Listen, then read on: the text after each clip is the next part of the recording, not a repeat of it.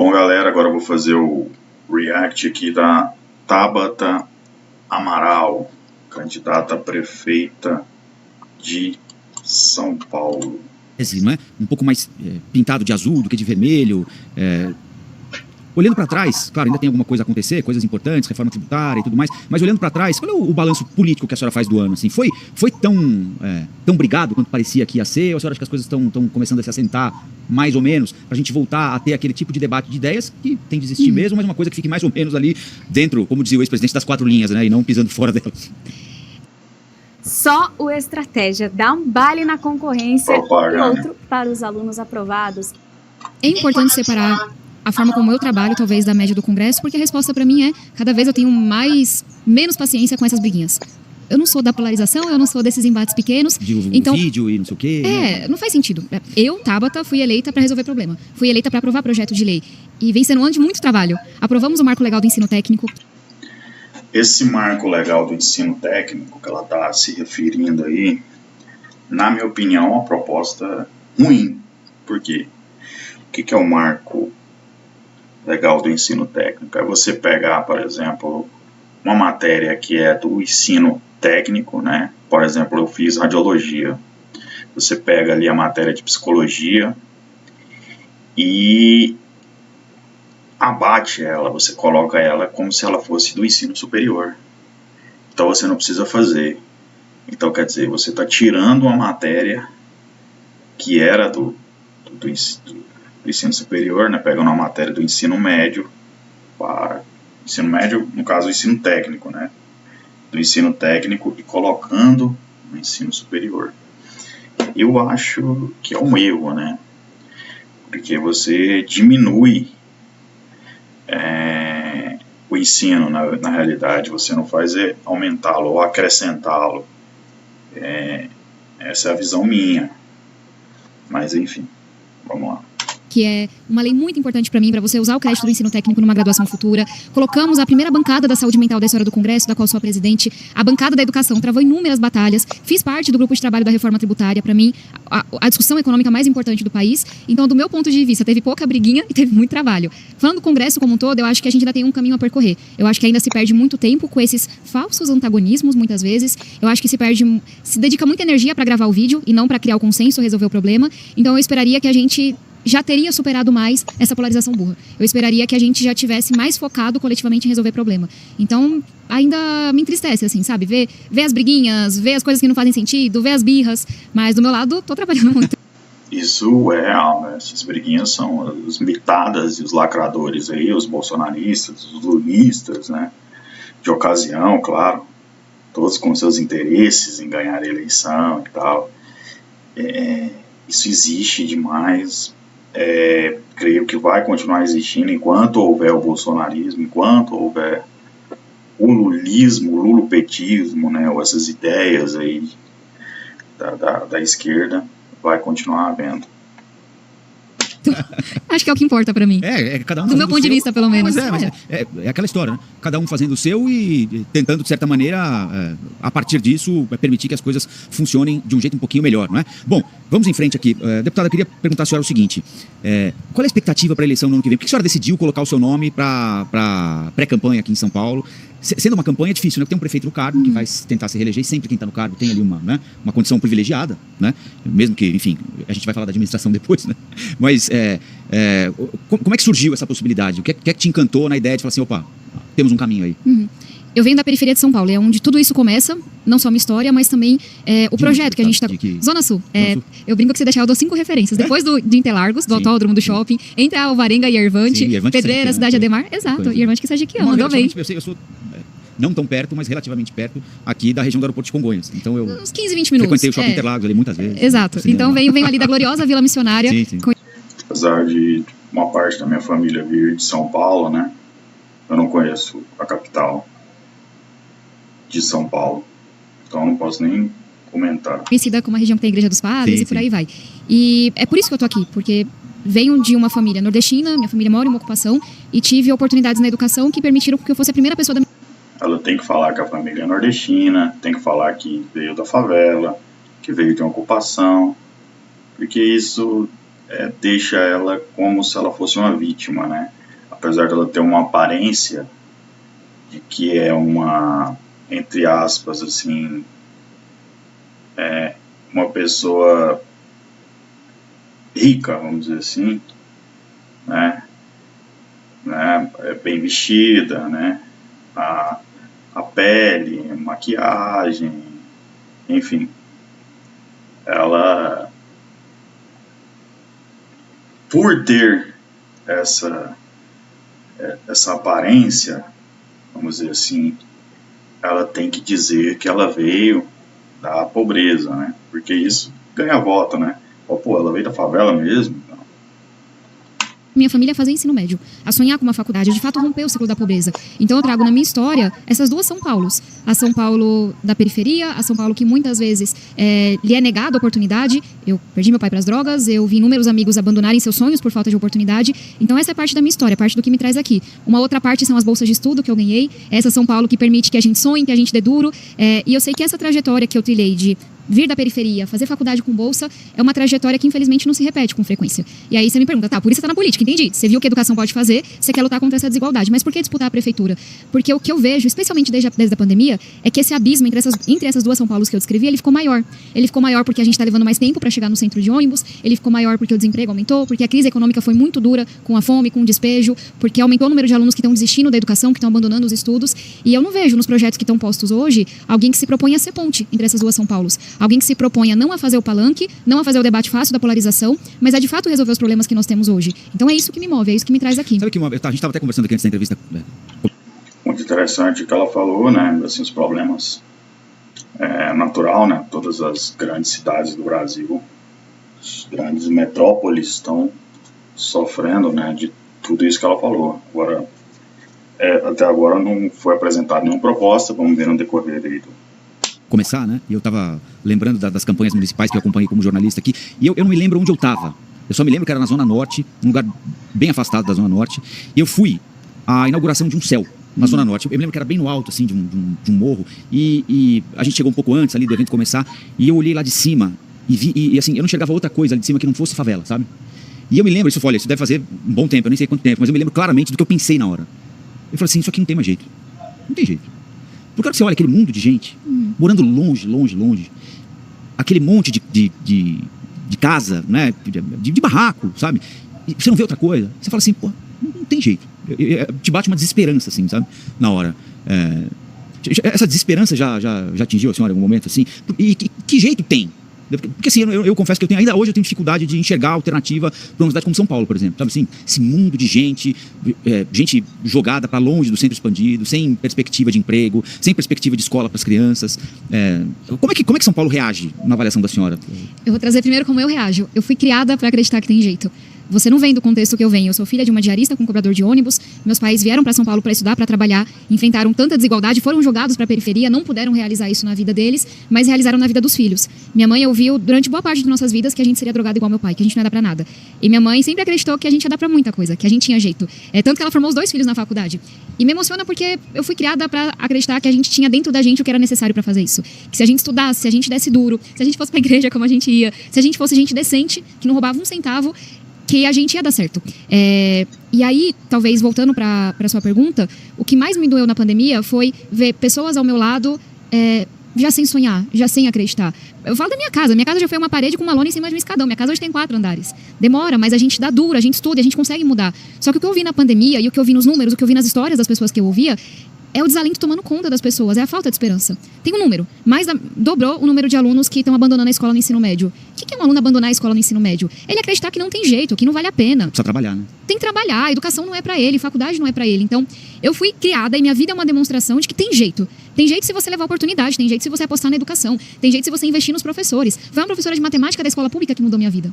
Agora, quando a gente olha para essa São Paulo, especialmente dos últimos anos, a gente vê que cada vez menos pessoas acreditam que se elas derem duro, se elas estudarem, elas vão conseguir. E é isso que me angustia. Eu continuo acreditando que tem jeito. Eu continuo acreditando que essa é a São Paulo que trouxe milhões de pessoas porque elas sonhavam, porque elas queriam ter um futuro diferente. Agora a gente tem que viabilizar isso. A gente tem que dar um chacoalhão, destravar essa cidade, conectar as pessoas e falar, vamos embora, conectar as pessoas com os empregos. Vamos fazer com que São Paulo tenha a melhor escola pública do país. Não é um sonho absurdo. São Paulo, que é a cidade mais rica da América do Sul, tem a melhor educação do país. Fazer com que a escola seja o lugar mais legal da comunidade. Quando eu era pequena, a gente abria a escola no final de semana, a gente não abre mais. E aí as pessoas falam, mas roubaram tudo da escola. Tem uma forma de você proteger a escola. Garantir que a Dona Maria tá lá dentro, porque se alguém roubar, ela vai dar um cacete na pessoa. Então tem uma coisa que a gente foi perdendo de, sabe, acreditar que... Como é que é? A Dona Maria tá lá dentro, ela vai dar um cacete. Cara, surreal, cara. Esse comentário foi surreal. Não, eu vou voltar aqui. Vou voltar aqui, porque eu preciso ouvir isso de novo, cara. A escola seja o lugar mais legal da comunidade. Quando eu era pequena, a gente abria a escola no final de semana, a gente não abre mais. E aí as pessoas falam, mas roubaram tudo da escola. Tem uma forma de você proteger a escola. Garantir que a Dona Maria tá lá dentro. Tem uma forma.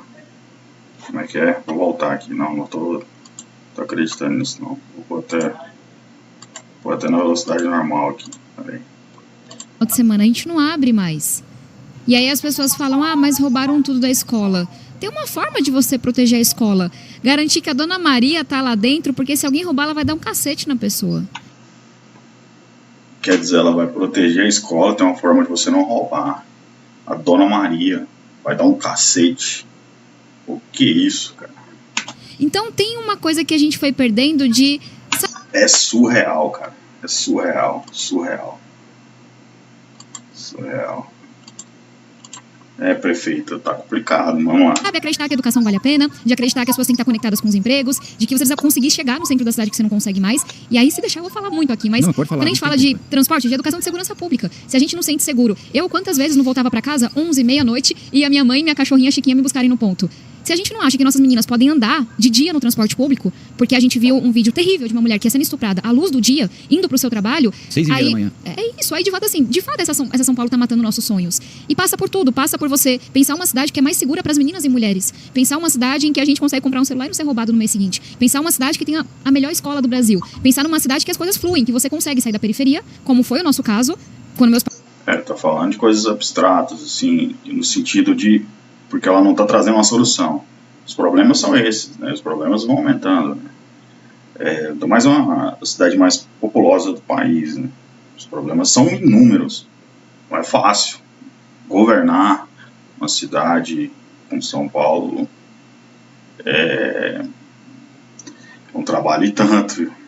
Pais atravessavam a cidade, minha mãe ainda atravessa a cidade para trabalhar e chegar no seu emprego com dignidade, não levar 3, 4 horas. Então são inúmeras coisas que devem ser feitas, mas eu acho que todas elas passam por a gente se incomodar com o que está acontecendo hoje. Eu acho que essa é a pergunta que a gente faz para as pessoas: tá bom do jeito que tá? Tá certo do jeito que tá? Ou será que tá na hora da gente mudar as coisas e começar a questionar? Essa é a pergunta que eu me faço.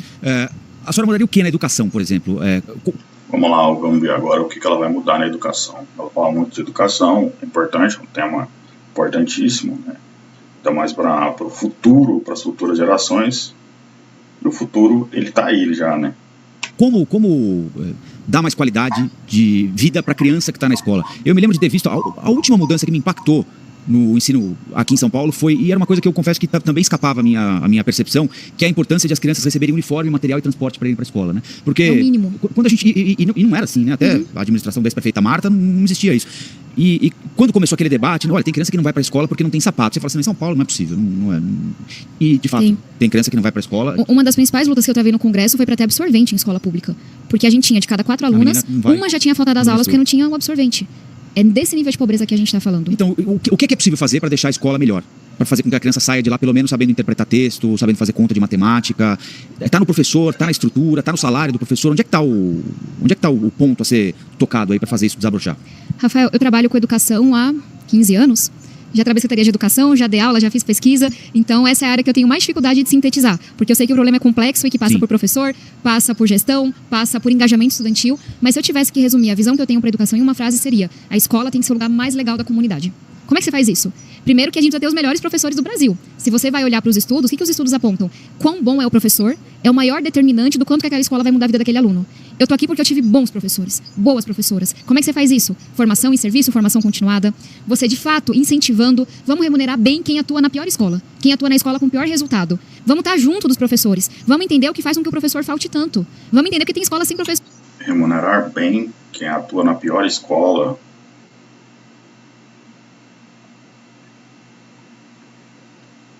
O que seria a pior escola? Onde tem os piores índices educacionais, onde a escola é mais violenta, onde ela está num bairro mais afastado, enfim.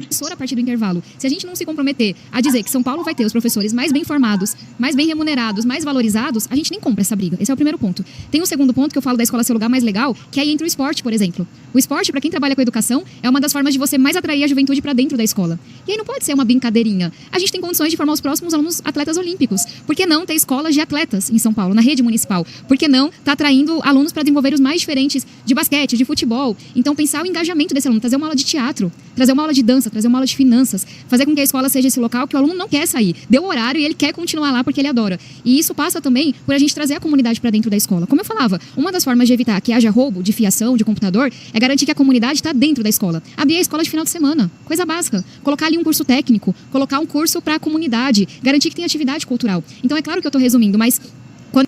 Isso é muito interessante, essa ideia da Tabata. Inclusive, parabéns. Agora, como que vai ser viável isso, eu não sei, né? Essa integração entre a comunidade ali com a escola. Agora, formar atletas olímpicos e tal, ela já está idealizando coisas aí que, enfim, discurso de campanha, viu? Quando eu penso que a escola é a nossa principal arma contra a violência, contra a desigualdade, contra tudo isso de ruim que a gente tem, eu penso muito nesse tripé: professor, fazer da escola um lugar muito legal, que assim engaja muito os seus estudantes, e trazer a comunidade para dentro. Agora, como é que esse lugar vai ser muito legal, né? Qual que é o... Primeiro, da onde que vai vir esse dinheiro, como que vai funcionar, todas as escolas vão abrir na semana, como é que isso vai se estruturar. E tem um lance também da alimentação. Há crianças que, é triste falar, mas só se alimentam na escola, porque fora dela é muito complicado, né? Devido à miséria e à grande desigualdade social que existe no Brasil inteiro. Porque a escola é isso, a escola é professora, a escola é aluno e a escola é comunidade. Tem um debate que já está feito aqui em São Paulo há algum tempo já, e provavelmente vai ganhar atração durante a campanha, que é tarifa de transporte público, né? Tarifa zero por segmento, tarifa zero para beneficiário de programa social. É possível chegar em algum... Porque o que a prefeitura paga de subsídio para as empresas também não é brincadeira, né? Mas é uma opção, enfim, que é super válida, desde que discutida com a cidade, aumentar ou diminuir, enfim. É claro que não é exemplo, né? Mas enfim. São Caetano não é um quarteirão de São Paulo, né? Mas eles começaram eles deram gratuidade, agora há um mês mais ou menos, e dobrou o número de passageiros do sistema, né? Dá para fazer alguma coisa nesse sentido? Eu vejo que o debate da tarifa zero é um debate do futuro. A gente em algum momento vai ter que encará-lo. Seja pela questão de sustentabilidade, de justiça, de conectar as pessoas, agora não pode ser tratado da forma leviana como eu vejo ele sendo tratado. Vou te dizer o porquê. Qualquer pessoa que se recusa a conversar com o governo do estado ou com o governo federal não consegue fechar essa conta. E aí a gente vê pessoas que falam, não, eu vou implementar a tarifa zero no transporte público, mas a pessoa se recusa a dialogar com o governador Tarcísio. Você não consegue implementar a tarifa zero se você não trouxer o metrô para a jogada, porque você quebra o metrô, porque está tudo interligado. Então é um debate complexo, que eu acho que ele demanda um plano de transição, ele demanda um diálogo enorme com o governo do estado, com o governo federal, um compartilhamento dessa conta, um estudo de qual que vai ser o impacto, mas eu acho que esse debate ele tem que acontecer. Tarifa zero é uma ilusão muito grande. Isso não vai existir num país como o nosso. Não vai. Isso aí ela sabe disso, por isso que ela não está batendo o martelo em nada.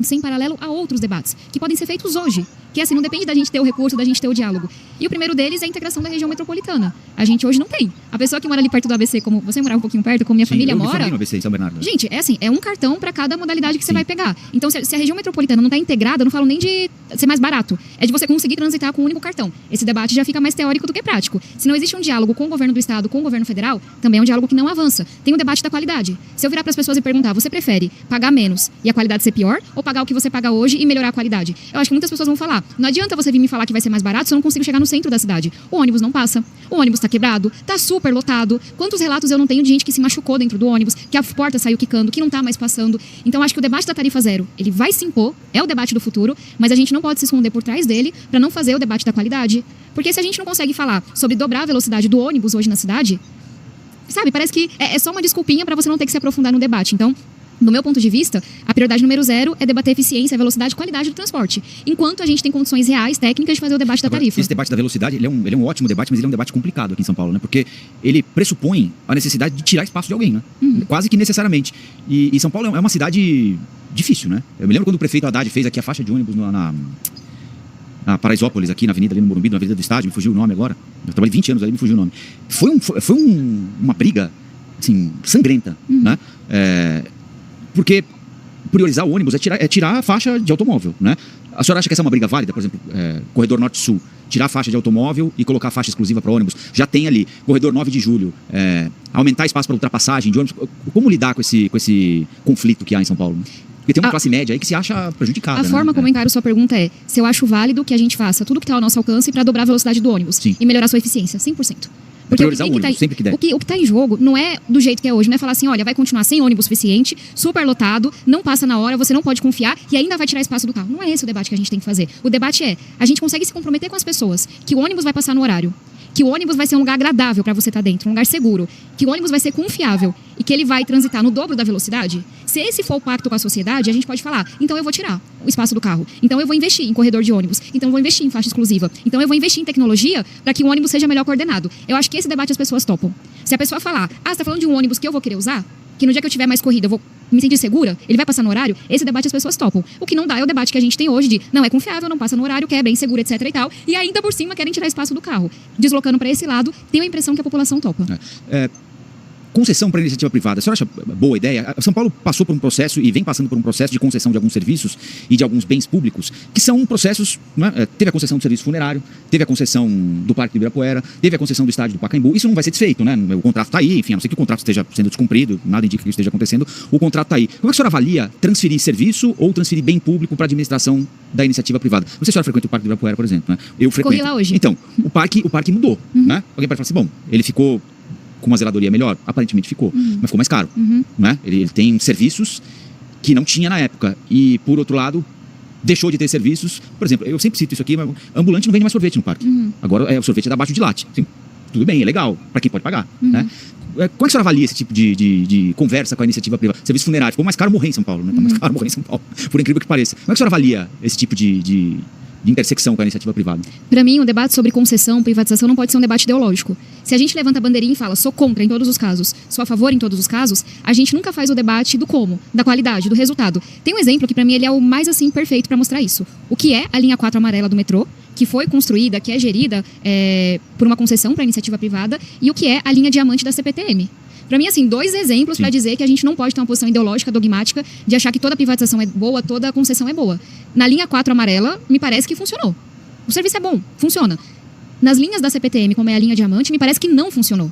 E eu me questiono, inclusive, por que é que esse contrato não foi revisto ainda? Por que é que não se tomou iniciativas? Então é essa a pergunta que eu devolvo. Talvez esteja na hora da gente sair desse debate ideológico raso e fazer a pergunta do como, das contrapartidas, do que entra em jogo. Por que funcionou uma concessão e não funcionou a outra? E aí esse debate tem que ser feito. A gente vê a questão da Enel agora.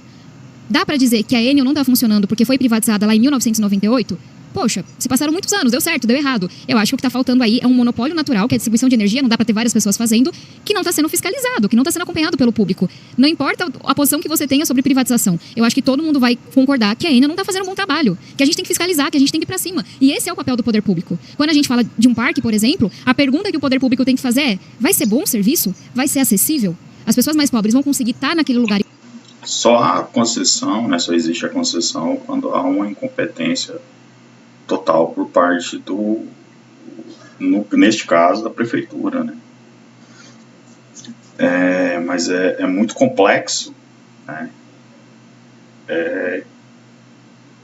Até onde é melhor privatizar ou não? Isso é muito complexo. Isso tem muitas variáveis, né? Tem que analisar os contratos, a forma como foi feita, enfim, fazer uma certa auditoria, né? Isso também custa dinheiro. E consumir naquele lugar, isso entra no contrato, isso entra na fiscalização. Só para dar um exemplo, como eu dei de uma empresa que eu acho que não está funcionando, que é a Enel, a Sabesp é uma empresa estatal, que não funciona na periferia. Toda noite a Sabesp corta água na periferia, corta na minha casa. Quarta de manhã, feriado, fui abrir o chuveiro para tomar banho e não tinha água.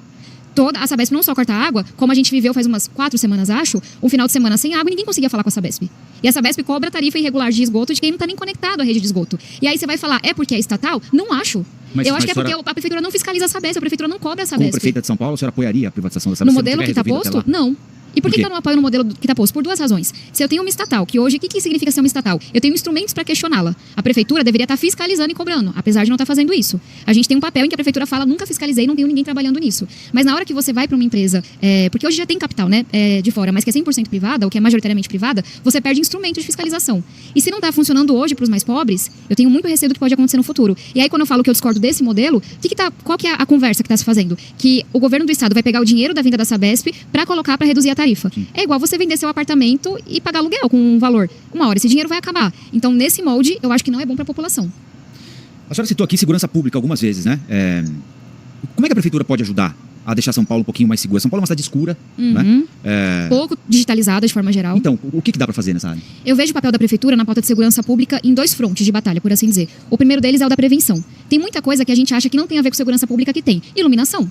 Ruas mais iluminadas, em que você não depende do vereador pedir para você ir trocar a lâmpada, mas trocou, já tem um sistema que aciona, queimou, você vai lá e troca. Ruas mais bem iluminadas, um trabalho de corte de matagal, você trazer o policiamento comunitário, a presença da GCM, com efetivo, de fato, para poder fazer esse trabalho, você fazer um trabalho forte da comunidade entrar para a escola, você devolver o céu para a população. Tem muita coisa que você pode fazer que impacta diretamente o índice de segurança pública. E aí tem um outro papel que ele não é constitucional, por assim dizer. E muita gente usa isso para se esconder, que é a prefeitura, na minha opinião, deveria coordenar os diferentes esforços de segurança no nosso território.